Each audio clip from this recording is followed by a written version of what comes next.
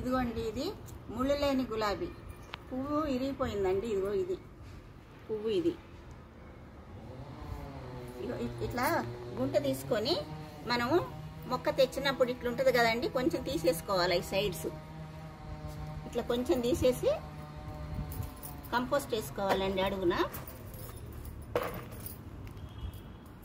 మా ఫ్రెండ్ వాళ్ళ ఇంటికాడ పెడుతున్నానండి నేను.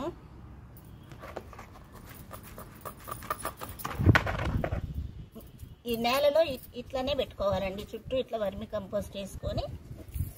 ఇగో చూడండి, ఇది ఇట్లా నాటుకోవాలండి. నేలలో కూడా చక్కగా పూలు పోస్తాయి. కంపోస్ట్ వేసాను కదా, కింద వేసాను, మళ్ళీ సైడ్ రౌండ్గా కూడా వేసాను. ఇట్లా పెట్టేసుకుంటే బాగుంటుంది. ఇప్పుడు మా ఫ్రెండ్ వాళ్ళ ఇంట్లో నాటానండి ఇది. ఈ లైన్ బార్కి కూడా మొక్కలు తెచ్చి పెడతానండి నేను. రెడ్ కలరు, ఇంకా వేరే సెంటెడ్ రోజ్ కూడా ఉంటుందండి. ఆ సెంటెడ్ రోజెస్ ఈ లైన్ బాగా సూట్ అయ్యిద్ది ఈ మొక్కలకి. ఇంటి నీడ వస్తుంది చక్కగా.